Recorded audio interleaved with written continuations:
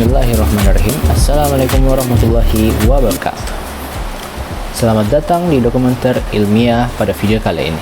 Hari ini kita akan melayani dunia genetik, menjelajahi bagaimana imitasi dan perbandingan genetik membuka jendela baru dalam memahami evolusi, penyakit, hingga potensi masa depan manusia. Dan bagaimana kedua spesies yang tampak berbeda bisa memiliki 98% DNA yang sama, dan bagaimana kita meniru struktur genetik dalam teknologi dan pertanian. Mari kita mulai perjalanan ini dari dasar.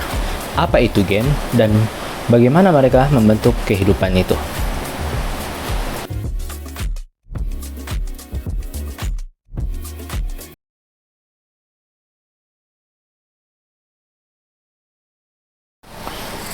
Nah, selanjutnya yaitu perbandingan DNA dan RNA si kode kehidupan.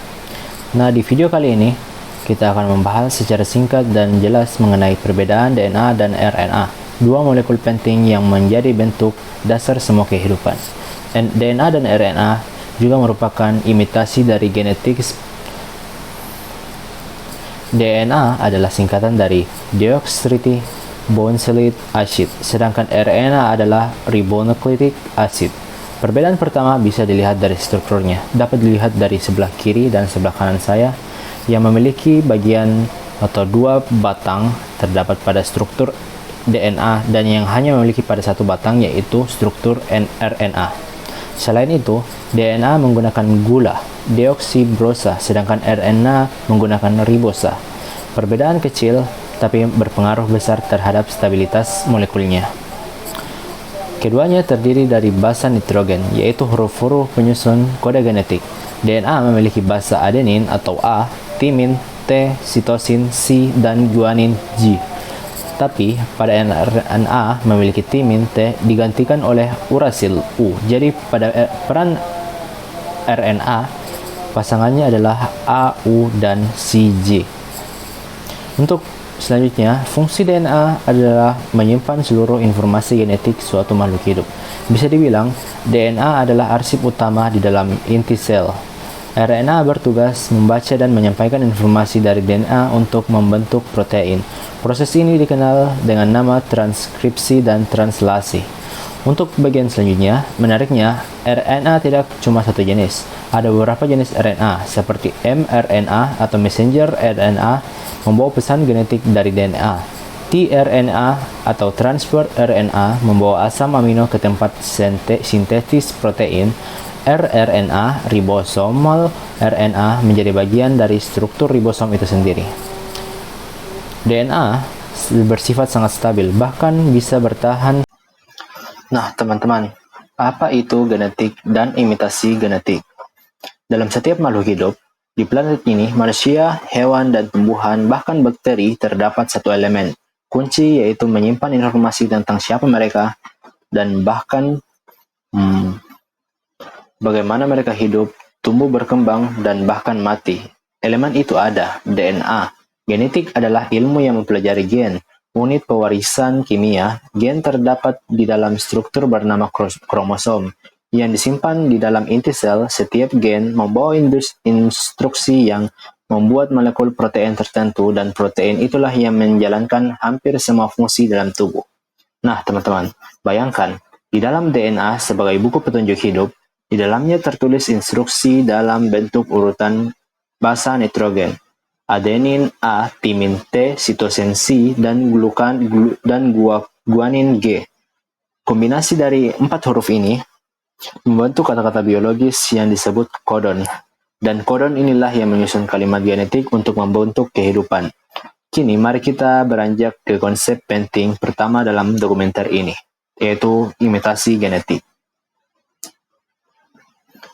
Nah, teman-teman, pada segmen ini, evolusi dan homologi genetik.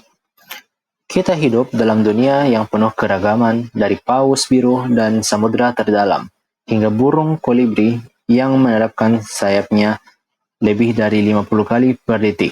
Dari manusia yang bisa menciptakan puisi, hingga cacing tanah yang menggemborkan bumi. Tapi bagaimana jika kita katakan bahwa semua kehidupan ini berasal dari sumber yang sama, Inilah yang ingin dijelaskan oleh konsep homologi genetik. Nah, teman-teman, apa itu homologi genetik? Secara sederhana, homologi genetik adalah kemiripan struktur gen antara dua gen atau lebih spesies karena mereka memiliki leluhur evolusioner yang sama. Artinya, dua makhluk hidup yang sangat berbeda bisa memiliki gen yang hampir identik karena keduanya mewarisi gen tersebut dari nenek moyang yang purba yang sama. Dalam dunia genetika, ini bukan hanya teori. Ini adalah kenyataan dibuktikan dengan data sequence DNA. Contohnya yang paling terkenal dari manusia dan simpanse berbagi sekitar 98,7% kesamaan dalam urutan DNA mereka.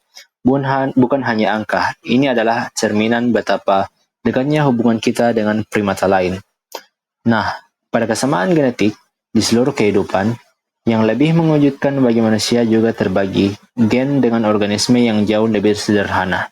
Kita memiliki sekitar 85% gen yang sama dengan tikus, dan sekitar 60% gen kita sama dengan lalat buah atau Drosophila melanogester. Bahkan 40 hingga 50% dari gen kita memiliki kesamaan dengan cacing pipih dan ragi roti. Bagaimana bisa? Jawabannya ada pada konversi genetik, yaitu gen yang sangat penting bagi kehidupan akan tetapi dipertahankan oleh evolusi karena fungsinya yang krusial. Seperti pembelahan sel, replika DNA, atau produksi energi, gen ini begitu mendasar sehingga tidak banyak berubah meski spesies terus berevolusi selama beratus juta tahun. Nah, pada hewan model, mengapa kita gunakan tikus, ikan, dan cacing? Inilah alasan ilmuwan menggunakan hewan model dalam riset genetik. Karena kita tahu jika gen pada tikus diubah dan mengakibatkan kanker, besar kemungkinan gen serupa pada manusia juga terlibat dalam proses serupa. Nah, dalam tikus digunakan untuk penelitian kanker, diabetes, dan gangguan saraf. Zebrafish digunakan dalam riset jantung dan perkembangan embrio. Nah, pada cacing C. elegans, makhluk mikroskopis dengan hanya 959 sel menjadi model dalam studi penuaan dan apoptosis atau kematian sel terprogram. Walaupun berbeda bentuk, hewan-hewan ini terbagi ribuan gen yang identik atau hampir identik dengan manusia.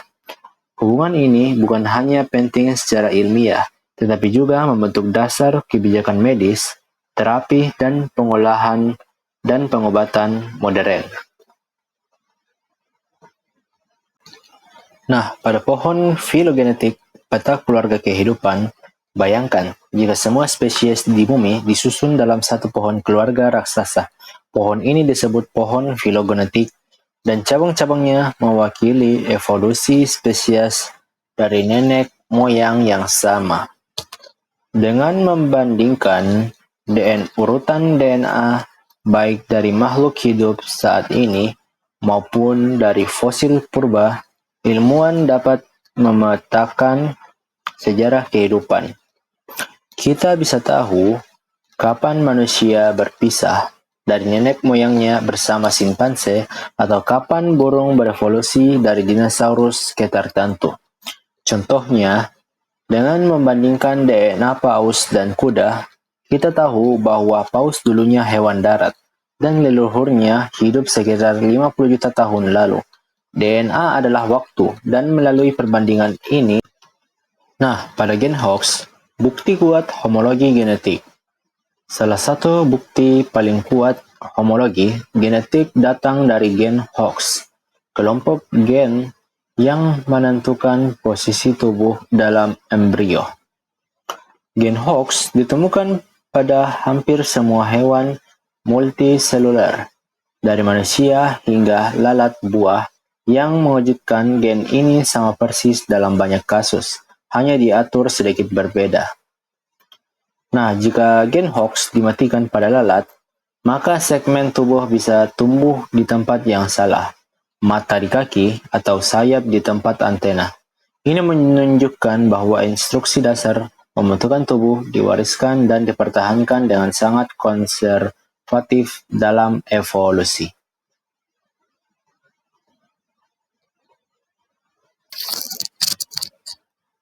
Nah, pada refleksi kekerabatan tak terlihat, menyadari bahwa memiliki gen yang sama dengan organisme lain mengubah cara kita memandang dunia. Bukan hanya makhluk unik, tetapi juga bagian dari jaringan kehidupan yang sangat luas. Berbagi warisan biologis dengan semua makhluk hidup di bumi, kita tidak berdiri di luar alam saja, tetapi tumbuh dari dalamnya, bersama segala bentuk kehidupan lain. Ketika kita melihat seekor kitikus di laboratorium, seekor ikan atau bahkan lalat buah, kita sebenarnya sedang melihat bagian kecil dari diri kita sendiri, dipantulkan kembali lewat kaca genetik waktu. Seperti itu, teman-teman. Nah, pada statement berikutnya, aplikasi imitasi genetik di dunia nyata. Ketika kita berbicara tentang ilmu genetika, terkadang ia terdengar sangat teoretis, abstrak, jauh dari kehidupan sehari-hari. Tapi kenyataannya, imitasi genetik dan perbandingan genetik telah menyentuh hampir setiap aspek hidup kita. Dari makanan yang kita makan, obat yang kita konsumsi, hingga masa depan medis yang sedang kita bangun. Nah, dalam implikasinya imitasi genetik di dunia nyata, terdapat bagian yang pertama yaitu pertanian, tanaman hasil rekayasa genetik atau GMO. Salah satu aplikasi terbesar dari imitasi genetik ada di ladang pertanian. Dengan meniru gen dari organisme lain, para ilmuwan telah mengembangkan tanaman hasil rekayasa genetik, genetically modified organism atau GMO, atau lebih tahan terhadap hama, penyakit, kekeringan, bahkan memiliki kandungan gizi yang lebih baik. Contohnya, paling terkenal adalah golden rice, padi yang dimodifikasikan dari gen jagung dan bakteri untuk menghasilkan beta-karoten, prekursor vitamin A. Golden rice diciptakan untuk mengatasi defisiensi vitamin A, yang menyebabkan kebutuhan pada jutaan anak tanpa perlu suplemen mahal. Kebutuhan nutrisi dapat dipenuhi dari makanan pokok itu sendiri. Contoh lain adalah jagung BT, yang membawa gen dari bakteri Bacillus thuringiensis. Gen ini membawa tanaman menghasilkan protein yang mematikan bagi ulat perusak, tanpa harus disemprot pestisida, menghemat biaya, dan mengurangi pencemaran lingkungan. Nah, teman-teman, kita mulai dari awal lagi ya. Bagaimana konsep genetika dasar? Mari kita mulai dengan mengenal komponen-komponen kunci dalam genetika, DNA, gen, dan kromosom. Dan pada kali ini kita akan membawa pembahasan pada kromosom. DNA atau deoksiribonucleic acid adalah molekul luar biasa yang membawa industri genetik untuk perkembang fungsi, pertumbuhan, dan reproduksi semua makhluk hidup. Bentuknya seperti tangga perlin. Struktur ikoniknya disebut helix ganda dan di dalamnya terdapat kode-kode kimia yang disebut basa nitrogen, adenin sebagai A, timin sebagai T, guanin sebagai D, dan sitosin sebagai C. Nah, dari struktur DNA ini, kita memasuki unit fungsional terkecil, gen. Gen adalah segmen pendek dari DNA yang berisi instruksi spesifik. Misalnya untuk membentuk protein tertentu, biasanya bayangkan gen seperti paragraf dalam sebuah buku yang sangat tebal. Bukunya adalah DNA, dan paragraf-paragraf ini menyampaikan pesan-pesan penting untuk fungsi sel. Nah, teman-teman, kumpulan gen kemudian dikemas rapi dalam struktur yang disebut kromosom. Tahukah kalian, manusia memiliki 46 kromosom atau 23 pasang yang tersimpan dalam inti sel. Masing-masing kromosom ini membawa ribuan gen, dan menariknya, setengah dari kromosom kita berasal dari ibu dan setengahnya dari ayah. Inilah dasar dari perkawinan pewarisan sifat. Dan teman-teman, adapun yang memiliki kromosom yang kelebihan atau memiliki kromosom 1, yaitu XXY. Nah, biasanya kromosom yang berlebih ini terdapat pada orang yang memiliki penyakit Down syndrome atau kelainan sifat.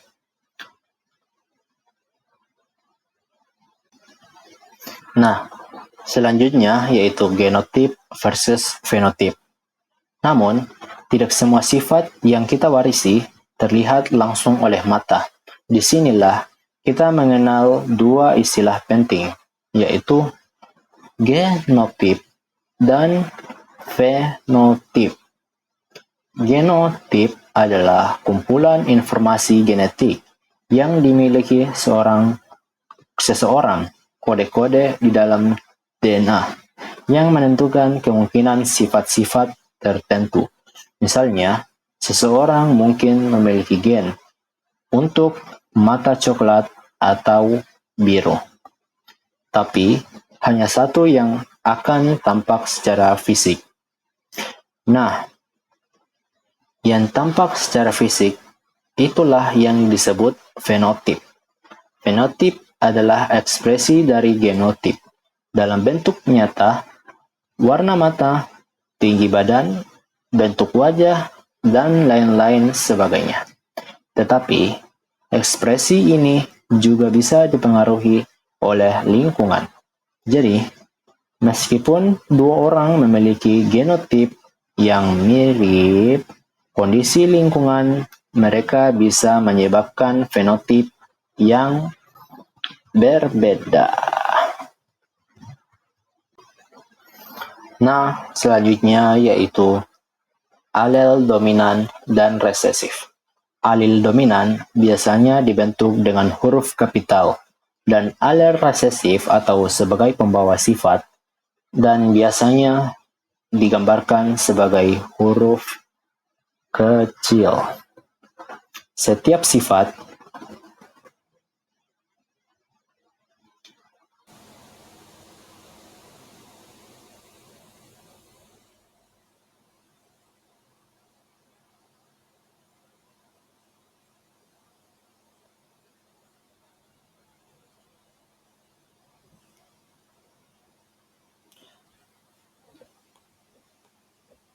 jika seseorang memiliki satu alel, setiap sifat biasanya dikodekan oleh dua alel, satu dari ayah dan satu dari ibu.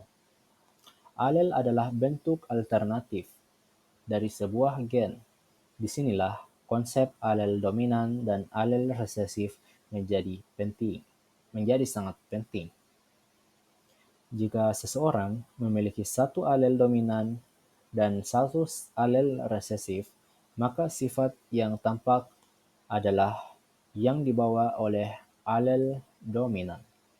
Misalnya, jika alel mata coklat bersifat dominan dan alel mata biru bersifat resesif, maka seseorang dengan kombinasi keduanya akan memiliki mata coklat. Namun, untuk alel resesif bisa terlihat dalam fenotip, seseorang harus memiliki dua alel resesif sekaligus. Jadi, pewarisan sifat bukan hanya soal siapa menyerupai siapa, tetapi juga tentang bagaimana alel-alel tersebut berinteraksi satu sama lain. Dan selanjutnya yaitu struktur kromosom dan pewarisan dari orang tua ke anak. Kita telah membahas tadi bahwa manusia memiliki 23 pasang kromosom. Tapi bagaimana kromosom ini diwariskan dari orang tua ke anak? Ketika sel kelamin, sperma dan sel telur dibentuk melalui proses yang disebut meiosis, setiap sel hanya membawa setengah dari jumlah kromosom, yaitu 23. Ketika pembuahan terjadi, sel sperma dan sel telur bersatu, membentuk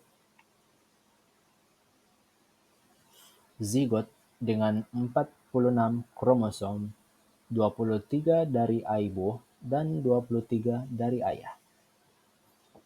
Nah, proses ini memastikan bahwa setiap individu adalah kombinasi unik dari kedua orang tuanya. Inilah mengapa Anda bisa memiliki mata seperti ibu Anda, tetapi hidung seperti ayah Anda, karena kombinasi gen dari kedua belah pihak berpadu dalam cara yang hampir tak terbatas. Dan tidak hanya itu, saat meiosis terjadi, kromosom juga bisa mengalami rekombinasi genetik, yaitu pertukaran segmen antara kromosom yang homolog. Hal ini menciptakan variasi genetik yang lebih besar lagi dan menjadi salah satu alasan mengapa saudara kandung bisa sangat mirip namun tetap berbeda. Nah, sebagai kesimpulan, pewarisan sifat adalah hasil dari interaksi yang kompleks antara gen, alel, dan kromosom. Kita mewarisi bahan genetik dari orang tua kita melalui mekanisme biologis yang sangat terstruktur, namun tetap memberikan ruang bagi variasi yang tak terbatas. Inilah kesimpulan dari dasar-dasar pewarisan sifat. Selanjutnya, dengan memahami dasar-dasar ini, DNA, gen, kromosom, fenotip, dan genotip, serta alel dominan dan resesif, kita telah membuka pintu menuju pemahaman yang lebih dalam tentang siapa kita, dari mana kita berasal, dan bagaimana kehidupan berevolusi dari satu generasi ke generasi berikutnya. Dan di balik setiap tawa, langkah, dan wajah yang kita lihat hari ini, terdapat kisah genetik panjang yang dimulai dari jutaan tahun yang lalu. Pewarisan sifat bukan hanya sains, tapi juga tentang keluarga, warisan, dan masa depan.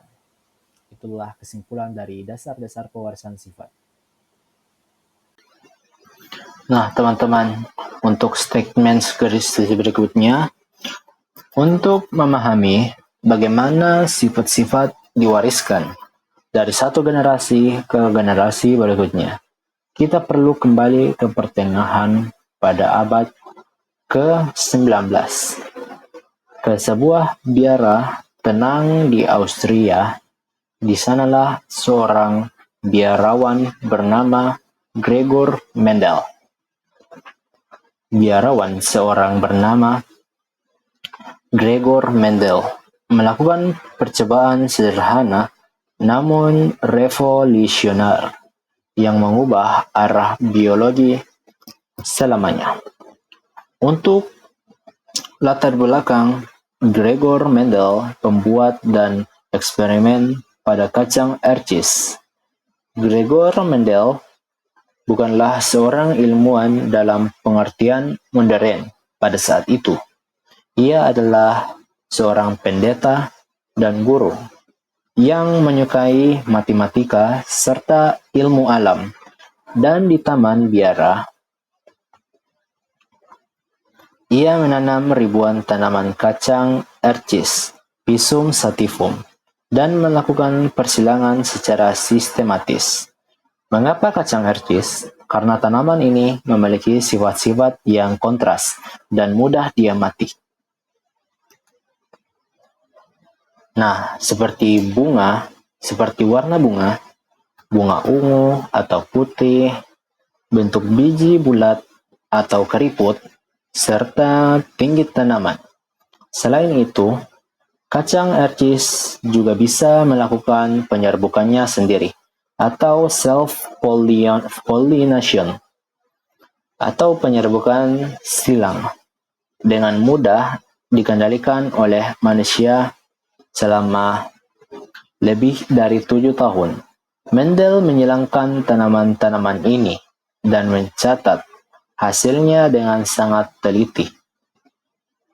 Nah, dari data yang ia menemukan, dari data ini ia menemukan pola-pola yang kemudian dikenal sebagai hukum pewarisan Mendel. Nah, pada hukum segregasi, law of segregation, dari pengamatannya, Mendel menyimpulkan bahwa sifat diwariskan melalui unit pewarisan yang kini kita kenal sebagai gen. Dalam hukum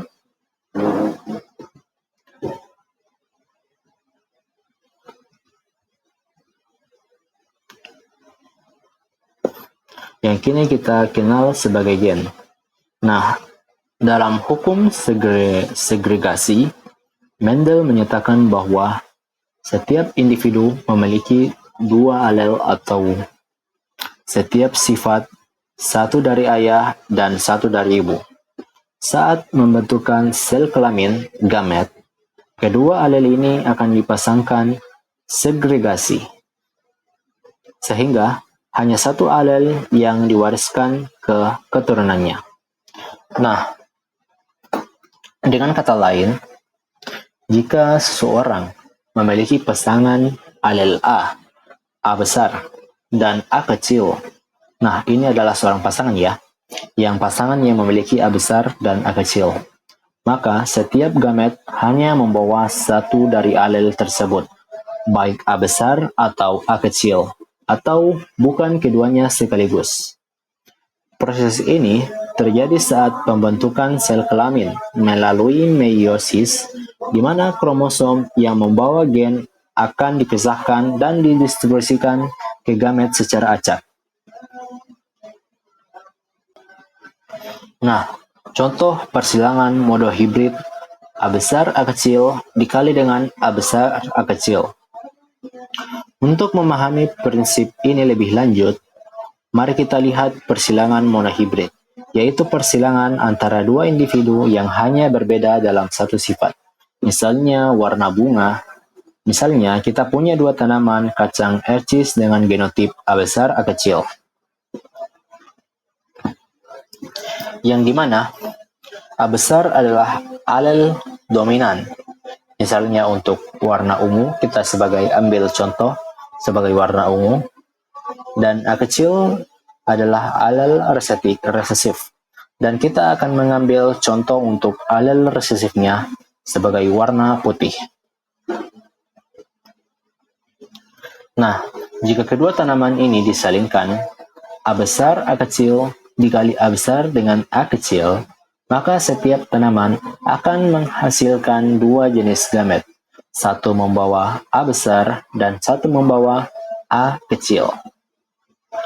Nah, pada diagram dengan tabel sederhana seperti di atas, kemungkinan kombinasi genetik dari persilangan ini adalah A besar sebagai bunga ungu, A besar A kecil juga sebagai bunga ungu, A kecil A besar bunga ungu dengan identik dengan A besar A kecil atau hampir sama atau sama saja.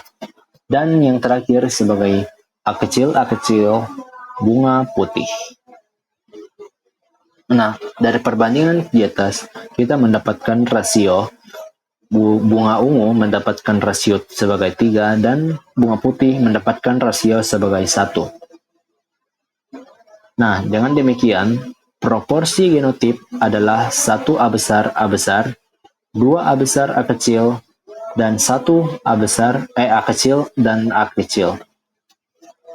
Dan proporsi fenotipnya adalah 3 bunga ungu dan 1 bunga putih. Nah, dalam diagram Punnett dan peluang genotip atau fenotip, untuk menyusun dan menghitung kombinasi genetik seperti ini, kita menggunakan alat sederhana bernama diagram Punnett. Diagram ini berupa kotak. Diagram ini berupa kotak dengan baris dan kolom yang menunjukkan kemungkinan alel dari induk setiap kotak, menunjukkan kombinasi genotip yang mungkin terbentuk pada keturunan. Untuk visualnya Punnett hampir sama seperti di atas, A besar, A kecil, dikali dengan A besar, A kecil, dan memiliki hasil dengan hasil A besar, A besar, A besar, A kecil, A besar, A kecil, dan A kecil, dan A kecil. Dari diagram tersebut, kita bisa menghitung peluang genotip A besar memiliki 1:4. Peluang genotip pada A besar, A kecil bisa memiliki peluang yaitu 2:4 atau 1:2, dan peluang genotip dari A kecil sebesar 1:4. Nah, lalu peluang fenotipnya pada bunga ungu A besar atau A besar A kecil ini yang memiliki dominan dapat memiliki sifat ungu juga. Itu memiliki perbandingan 3:4.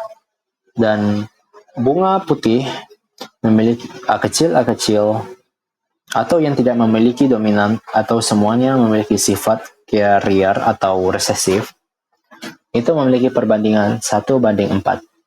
Nah, meskipun sederhana, konsep ini menjadi dasar dari genetika modern dan membantu kita memahami pola pewarisan, penyakit, warna mata, golongan darah, dan bahkan kecenderungan genetik terhadap kondisi tertentu. Nah, untuk signifikasinya dari hukum Mendel, hukum segregasi bukan sekedar teori biologi klasik. Ia adalah prinsip yang terus digunakan dalam genetika, peternakan, pertanian, dan bahkan bioteknologi modern. Dari percobaan sederhana Mendel di kebun biara, lahirlah cabang ilmu genetika yang kini terus berkembang. Nah, teman-teman, setelah berhasil merumuskan hukum pertama tentang pewarisan sifat, Gregor Mendel tidak berhenti pada hukum satunya saja. Nah, selanjutnya ia terus melanjutkan eksperimennya dengan menyilangkan tanaman kacang ercis, tapi kali ini dengan memperhatikan dua sifat sekaligus. Dari sinilah muncul hukum kedua dalam genetika klasik, yaitu hukum absorpsi bebas atau Law of Independent Assortment. Nah, pada hukum ini, hukum absorpsi bebas, Law of Independent Assortment, dalam eksperimen lanjutnya, Mendel mempelajari dua sifat yang berbeda, misalnya pada warna bijinya. Kita ambil contoh sebagai kuning atau hijau, dan bentuk bijinya, bulat atau keriput.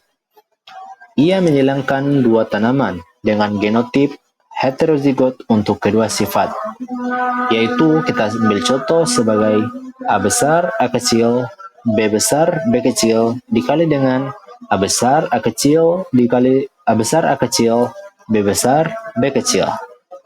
Nah, hasil dari persilangan ini menunjukkan bahwa alel dari satu gen tidak memengaruhi pewarisan alel dari gen lain.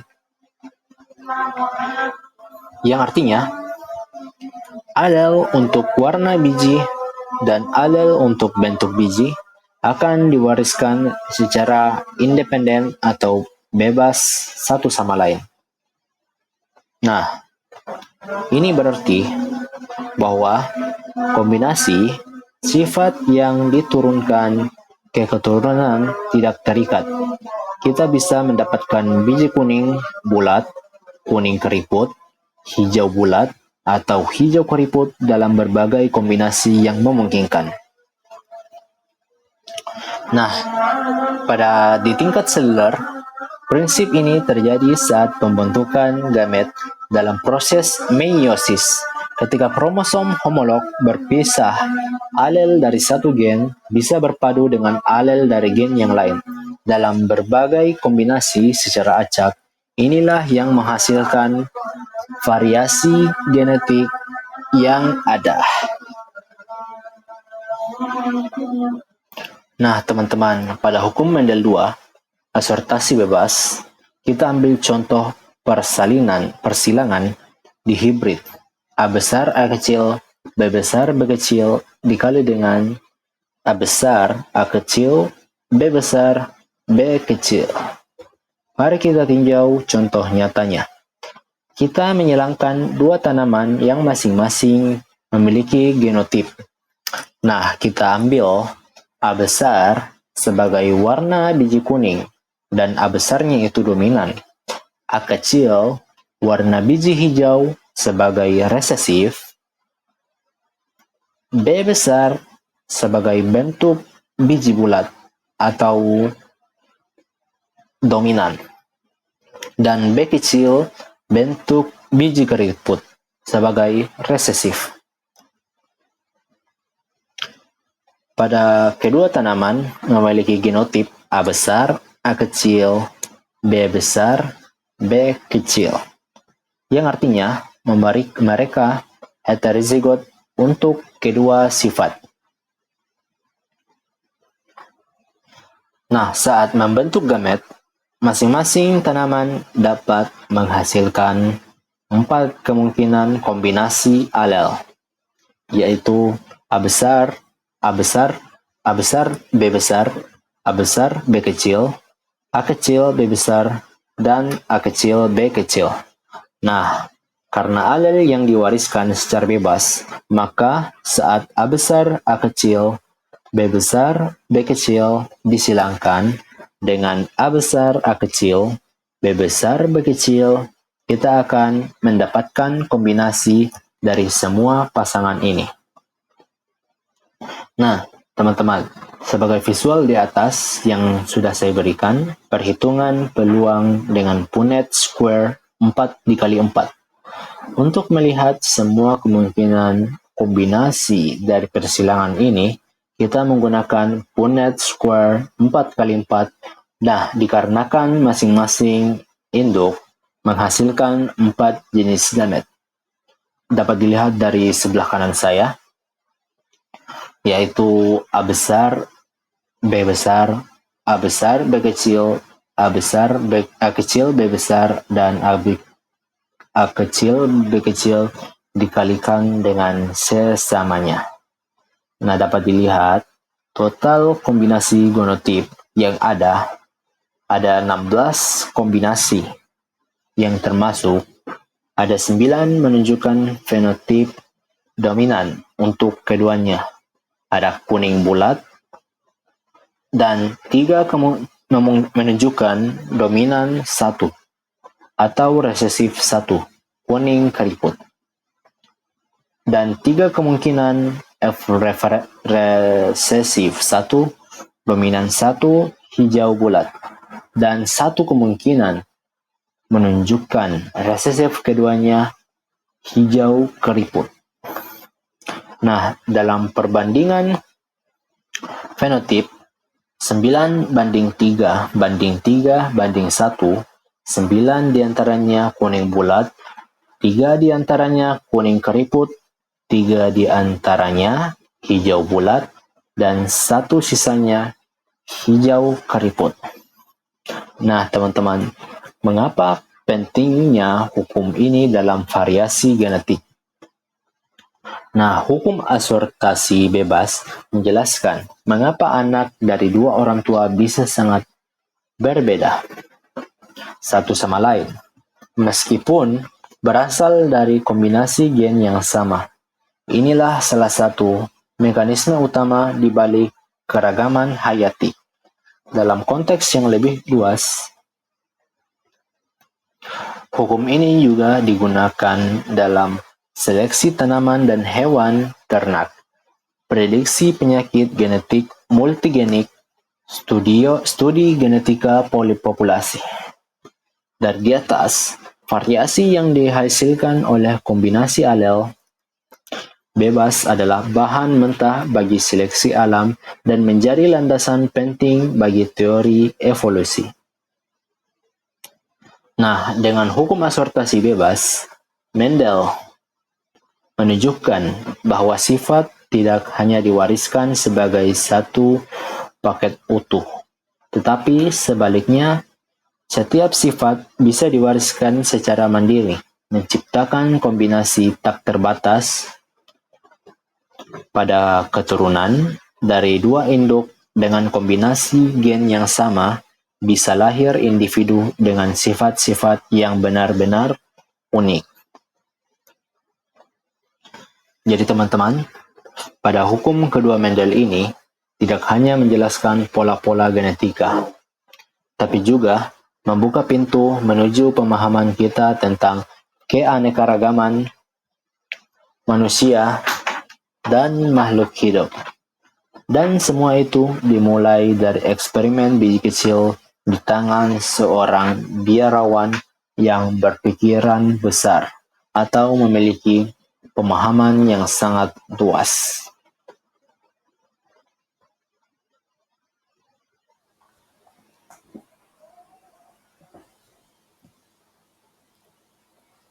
Nah, teman-teman, ketika kita mempelajari dasar-dasar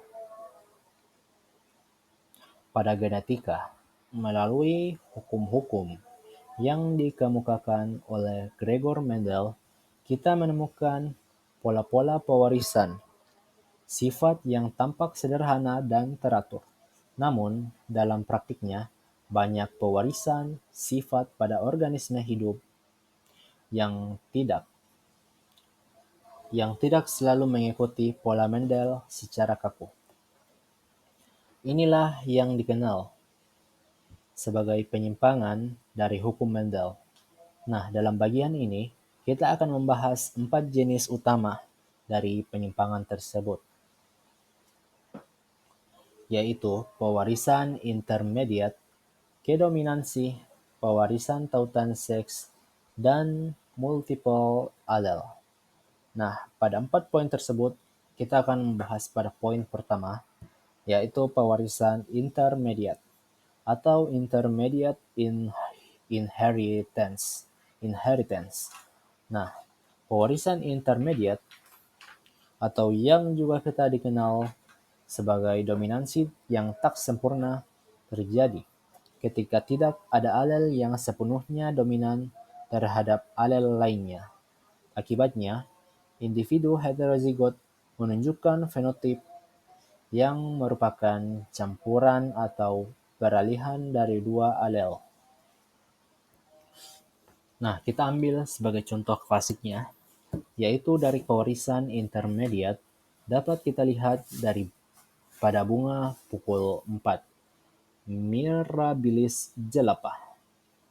Jika kita menyilangkan bunga merah dengan genotip R besar dengan bunga putih R kecil, maka keturunannya bukanlah bunga merah atau putih, melainkan bunga berwarna merah muda dengan genotip R besar dan R kecil.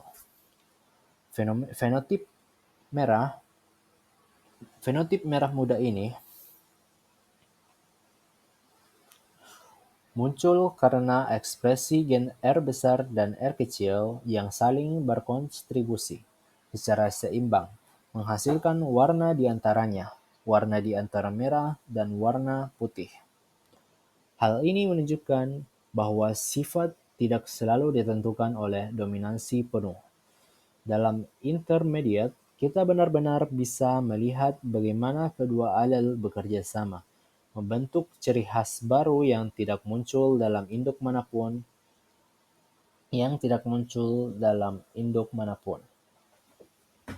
Nah, poin selanjutnya yaitu kodominansi atau codominance. Nah, di kodominansi adalah kondisi di mana kedua alel yang berbeda pada satu lokus terekspresi secara penuh dan bersamaan dalam fenotip individu heterozigot.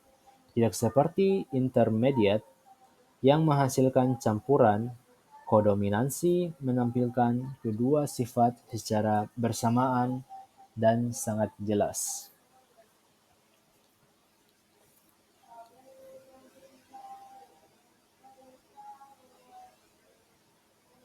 Nah, contoh yang paling terkenal dari kodominansi adalah sistem golongan darah manusia, khususnya pada golongan darah A besar, B besar, atau golongan darah AB. Pada individu dengan genotip I besar, A besar, I besar, B besar, baik alel A maupun alel B terekspresi penuh, sel darah merahnya memiliki kedua jenis antigen, yaitu A dan B di permukaannya. Hal ini berbeda dengan dominansi biasa, di mana hanya satu sifat yang tampak di sini. Dari kedua sifat muncul sekaligus dan tidak saling menutupi. Dan juga, kodominansi menunjukkan betapa kompleksnya genetika itu dan bagaimana berbagai bentuk ekspresi genetik bisa menghasilkan keanekaragaman yang luar biasa dalam sifat-sifat organisme. Selanjutnya dari poin ketiga, yaitu pewarisan tautan seks atau sex-linked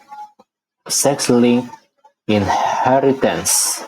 Selanjutnya kita masuk kepada pewarisan sifat yang terkait dengan kromosom jenis kelamin, terutama pada kromosom X. Kita ingat tadi telah dijelaskan bahwa manusia memiliki 23 pasang kromosom. Dan satu pasang diantaranya adalah kromosom seks, XX untuk perempuan dan XY untuk laki-laki. Gen yang terletak pada kromosom X bisa diwariskan dengan pola yang khas, yang disebut pewarisan tautan seks, karena laki-laki hanya memiliki satu kromosom, yaitu X. Maka, jika terdapat alel resesif pada kromosom tersebut, efeknya akan langsung tampak karena tidak ada alel X lain untuk menutupinya. Nah, kita ambil contoh. Contohnya adalah penyakit hemofilia dan buta warna. Keduanya merupakan penyakit genetik yang diturunkan secara resesif melalui kromosom X. Jika seorang ibu membawa satu alel hemofilia sebagai carrier dan ayahnya normal, maka ada kemungkinan anak laki-laki mereka akan mengalami hemofilia karena mereka hanya menerima satu X dari ibu dan satu Y dari ayah. Pewarisan ini memperlihatkan betapa perbedaan jenis kelamin dapat mempengaruhi cara suatu sifat diwariskan dan diekspresikan dalam keturunannya. Nah, untuk poin yang keempat, yaitu multiple allele, berbeda dengan hukum Mendel yang hanya mempertimbangkan dua alel untuk satu gen. Dalam kenyataannya, banyak gen yang memiliki lebih dari dua alel dalam populasi. Inilah yang disebut dengan multiple allele. Multiple allele.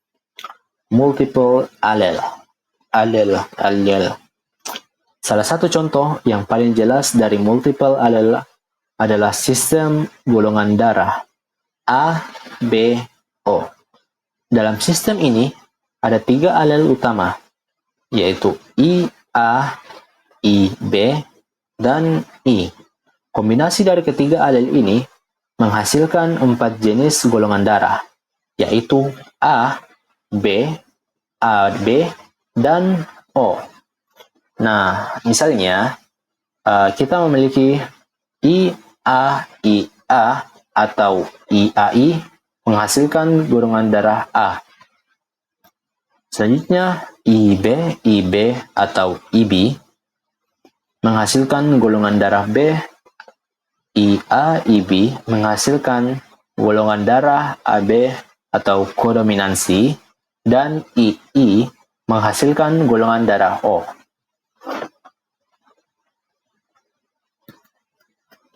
Pada multiple allele, memperlihatkan bahwa satu gen bisa memiliki banyak variasi yang meningkatkan kompleksitas dan keanekaragaman genetik dalam populasi. Ini juga menjadi salah satu alasan mengapa pewarisan sifat di dunia nyata jauh lebih dinamis daripada yang digambarkan dalam hukum Mendel dasar. Nah, sebagai penyimpangan dari hukum Mendel, bukan berarti hukum Mendel salah, melainkan menunjukkan bahwa genetika jauh lebih kompleks dan menarik daripada yang tampak pada permukaannya. Dengan memahami intermediate, kodominasi, pewarisan tautan seks, dan multiple allele, kita bisa lebih memahami betapa luasnya mekanisme pewarisan sifat dan bagaimana hal ini menciptakan variasi genetik yang sangat penting bagi kelangsungan hidup dan evolusi makhluk hidup. Pernahkah teman-teman mengetahui dan bertanya-tanya, mengapa Anda mewarisi warna mata ibu Anda tapi tinggi badan dari ayah? Atau mengapa beberapa penyakit bisa menurun dalam keluarga? Pertanyaan-pertanyaan ini dapat dijawab melalui ilmu genetika, ilmu yang mempelajari pewarisan sifat dari satu generasi ke generasi berikutnya. Pada bagian ini, kita akan menyelami aplikasi nyata dari pewarisan sifat dalam kehidupan sehari-hari. Nah, kita pada poin pertama, analisis silsilah keluarga atau pedigree. Salah satu penerapan paling langsung dari genetika dalam kehidupan nyata adalah melalui analisis silsilah keluarga atau yang dikenal sebagai pedigree. Pedigree adalah bagan atau diagram yang menunjukkan hubungan keluarga dan pewarisan sifat atau penyakit tertentu dari satu generasi ke generasi berikutnya. Melalui analisis ini, para ahli genetika dapat melacak bagaimana suatu sifat, misalnya penyakit hemofilia atau kebutaan warna, diturunkan dalam suatu keluarga. Diagram ini menggunakan simbol khusus seperti lingkaran untuk perempuan, persegi untuk laki-laki, dan garis penghubung untuk menunjukkan perkawinan atau keturunan dari sini. Pola pewarisan sifat dominan, resesif, atau bahkan terkait dengan kromosom seks bisa dianalisis secara visual. Sebagai contohnya, dalam keluarga dengan riwayat thalassemia, analisis silsilah dapat membantu mengidentifikasi siapa saja anggota keluarga yang berisiko sebagai pembawa sifat carrier atau yang kemungkinan besar akan mewariskan penyakit ini ke anak-anak mereka. Informasi ini sangat penting untuk pengambilan keputusan medis dan perencanaan keluarga. Pada bagian kedua, pewarisan sifat pada manusia, hewan, dan tanaman budidaya. Genetika tidak hanya digunakan pada manusia, tetapi juga sangat penting dalam bidang pertanian dan peternakan. Melalui teknik seleksi dan perkawinan silang, para petani dan peternak mampu menghasilkan varietas tanaman atau hewan dengan sifat-sifat yang unggul. Misalnya, dalam budidaya tanaman, para ilmuwan dapat menggabungkan sifat tahan penyakit dari satu varietas dengan sifat hasil tinggi dari varietas lain untuk menghasilkan tanaman unggul.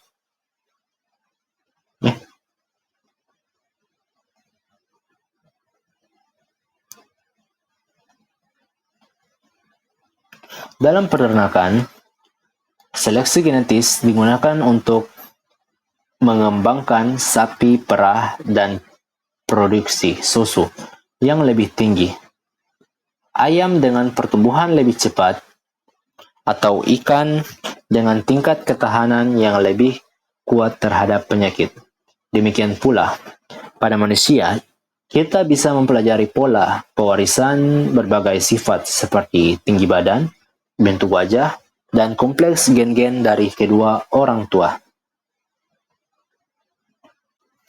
Nah, pada bagian selanjutnya, kelainan genetik akibat mutasi dan pewarisan. Namun, tidak semua pewarisan bersifat menguntungkan. Dalam beberapa kasus, perubahan pada materi genetik atau mutasi bisa menyebabkan kelainan genetik. Ini adalah area penting dalam genetika medis. Beberapa kelainan genetik diwariskan seperti albinisme di mana tubuh tidak mampu memproduksi melanin, thalassemia yang mengganggu produksi hemoglobin, dan hemofilia, gangguan pembekuan darah yang diturunkan secara resesif melalui kromosom X.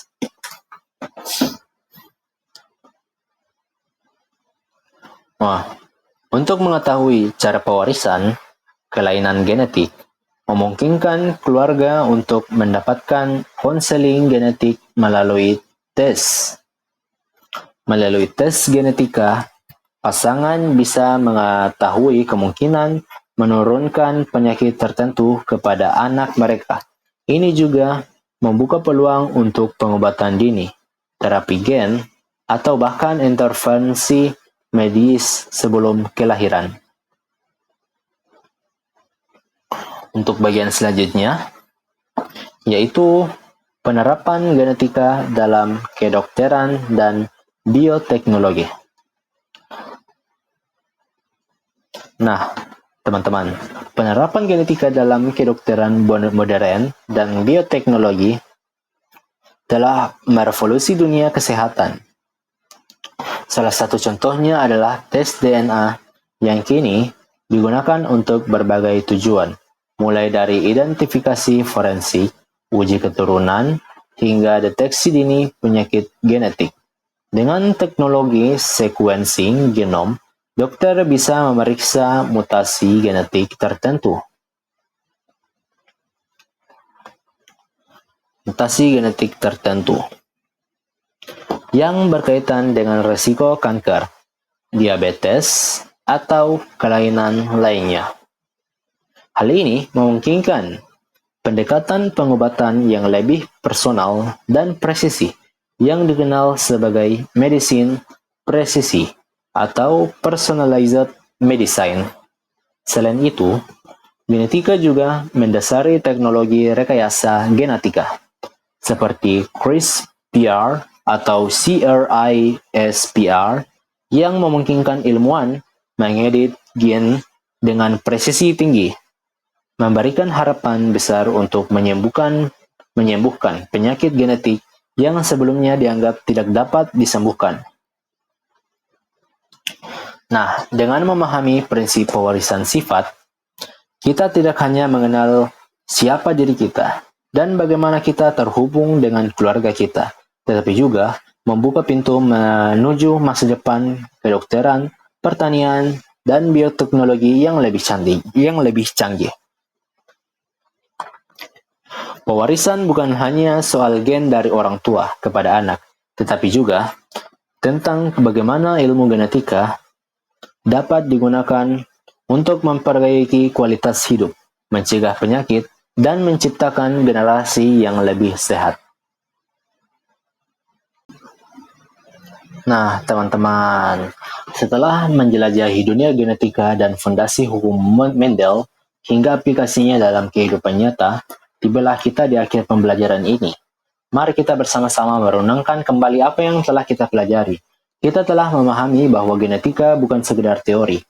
Di atas kertas, ia adalah fondasi dari semua kehidupan, dari pewarisan warna bunga hingga kondisi medis manusia. Hukum Mendel telah memberi kita kunci untuk membuka misteri pewarisan sifat Namun kita juga telah melihat bahwa alam tidak selalu berjalan lurus. Ada penyimpangan, keunikan, dan kompleksitas yang membuat genetika semakin menarik untuk dikaji. Kita juga telah melihat bagaimana genetika diterapkan dalam banyak aspek kehidupan, dalam analisis silsilah keluarga, dalam pemulihan tanaman dan hewan, dan dalam diagnosis penyakit genetik, bahkan dalam pengembangan teknologi medis modern seperti terapi gen dan tes DNA. Namun, dari semua pengetahuan itu, ada satu hal penting yang harus selalu kita ingat, etika dan tanggung jawab. Kemajuan genetika harus diiringi dengan kesadaran normal. Kita hidup di zaman di mana manipulasi genetik bukan lagi sekedar fiksi ilmiah. Maka penting bagi kita untuk memiliki wawasan dan kebijakan dalam menerapkannya. Akhirnya, saya mengajak Anda semua untuk terus berpikir kritis dan eksploratif. Jangan berhenti pada apa yang sudah diketahui. Teruslah bertanya, teruslah mencari tahu. Dunia genetika masih menyimpan begitu banyak misteri yang menunggu untuk ditemukan oleh generasi kalian. Mungkin salah satu dari kalian akan menjadi bagian penting dari penemuan besar di masa depan. Teruslah belajar, teruslah bermimpi, dan jadilah pribadi yang tidak hanya cerdas secara ilmiah, tetapi juga bijak secara etika. Sekian dari saya, mungkin itu saja yang dapat saya sampaikan dari seluruh materi yang kita bahas dari tadi. Saya akhiri dengan salam. Wassalamualaikum warahmatullahi wabarakatuh.